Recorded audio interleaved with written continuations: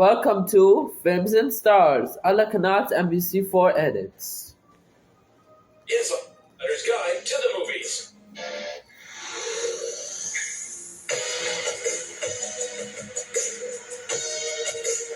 Welcome to Films and Stars, your insider's guide to the movies. This week, we stand in awe of Michelle Monaghan's cinematic versatility.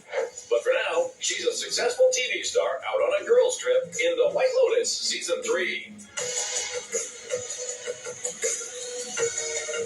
Movie Report. Our hotel is the best in the world. At the end of the week, it will be an entirely different person.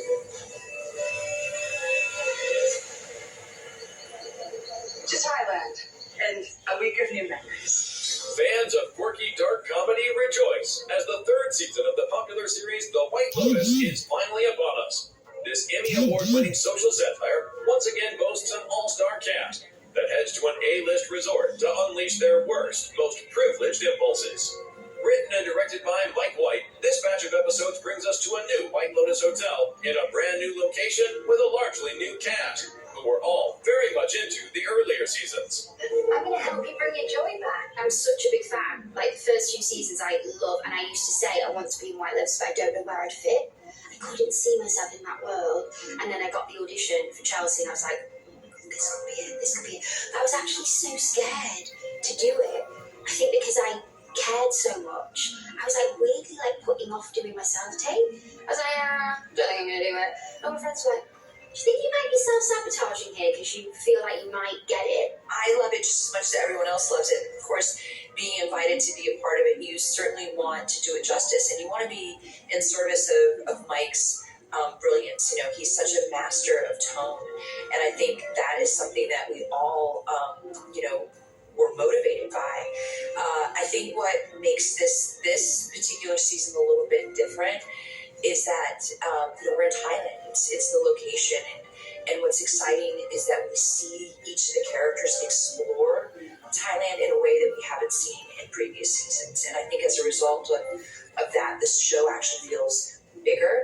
So many great locations. We moved around a ton. We switched hotels so many different times, and just to really explore the beauty of the island. I feel like Thailand's a character this season, and we get to see so much of it. Since the first season rolled out back in 2021, the series من انطلاق الموسم الأول عام 2021 أصبح المسلسل مشهور. That means the مسلسل they were doing is مشهور because it was launched in 2021 by the guest stars, these guests like myself. It's the location, and what's exciting The lady with the white shirt, the White Lotus. is that we see each of the characters explore Thailand in a way that we haven't seen in previous seasons. And I think as a result of that, this show actually feels bigger. So many great locations. We moved around a ton. We switched hotels so many different times, and just to really explore the beauty of the island. I feel like Thailand's a character this season, and we get to see so much of it. Since the first season rolled out back in 2021, the series has become rather iconic, and its returning cast members were treated like royalty during the shoot. I mean, season one, we just felt lucky to be working. It was COVID. We were in one location. We weren't allowed to leave the location. And to go from that to White Lotus is like a cultural phenomenon. Like, it's just, I felt that going in. I felt that pressure and that nervousness. And I remember Carrie came up to me and she was just like, "You're nervous?" She's like, "We're all over there and we're all nervous to meet you." All friends, long time friends, not old. Happens in Thailand, stays in Thailand. So I play Jacqueline Lemon. I play a Hollywood famous television actress, and our storyline is that I go on a girls' trip with my childhood best friends, and we're looking to kind of reconnect and really just have a really great time. And then as the season progresses, of course, as we know, White Lotus, the facade starts to kind of melt away a little bit. We start to see some cracks in the exterior. It's a wellness center. You should get a facial. Rick, the lady in the airport thought you were my dad. God. Chelsea the White Lotus Resort is. Just know where she's like, why the hell are we here? So actually going into that headspace helped me forget that I was in the show. Like, I kind of didn't have the stakes of the show so much because Chelsea doesn't have a clue. The brand new third season of The White Lotus is available for streaming now. I almost died today. But we got the room comped, didn't we, babe? So that was cool. Yeah, you did a great job. Good.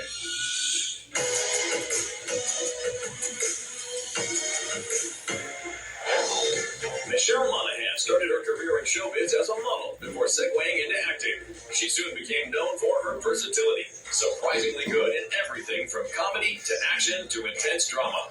I think it's because people mistake me for being just like really, really happy all the time. It's like I really like to explore the darker sides of roles, and that is just, obviously that's what actors do. That's our job. One of her biggest early breaks was in the beloved dark comedy detective flick Kiss Kiss Bang Bang opposite Robert Downey Jr. It's interesting. It's come back around now in like the latter years as a Christmas movie. It's kind of reinventing itself.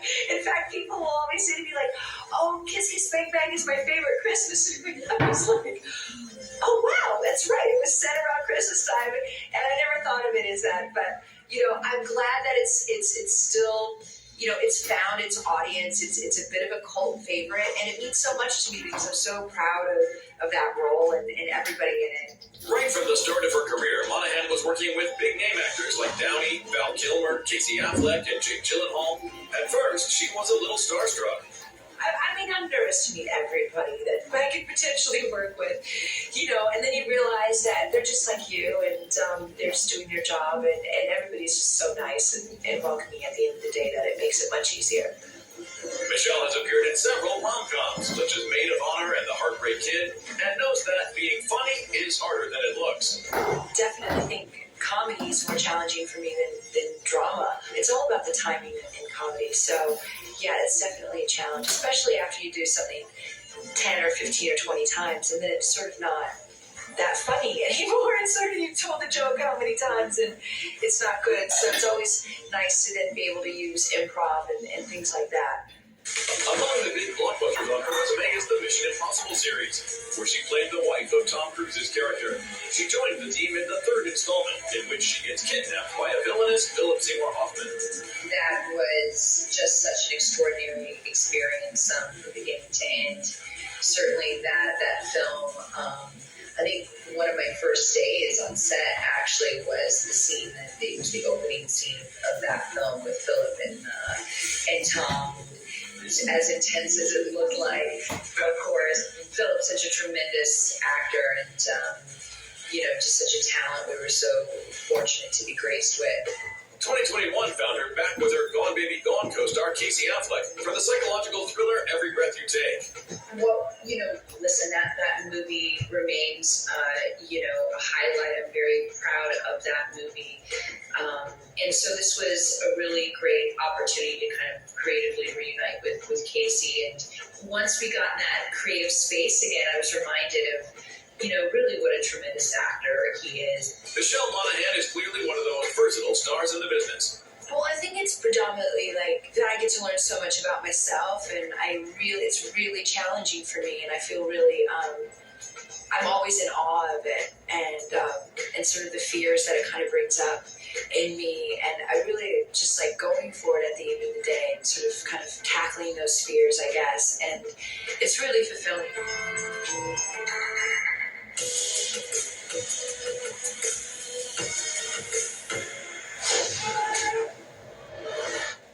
Thank you for finding the time.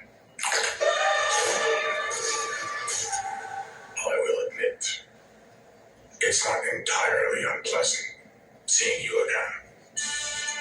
For fans, though, that might be an understatement, because after almost 7 years, the vigilante protector of Hell's Kitchen is back. Naturally, there was no other place to celebrate the premiere than in Daredevil City, New York. Yeah, I was born and raised here, so New York has a special place for me for work, for personal reasons. But there's, we always talk about New York being a character in a show, and I think we have to be here for the premiere. We have to be in this crazy building. Oh my God. It's beautiful and it's fun. It feels celebratory, which not all premieres feel. Sometimes it feels like a chore or a job. This really feels like a party. I'm here. search the city. I can see you're not entirely convinced. Can you blame me?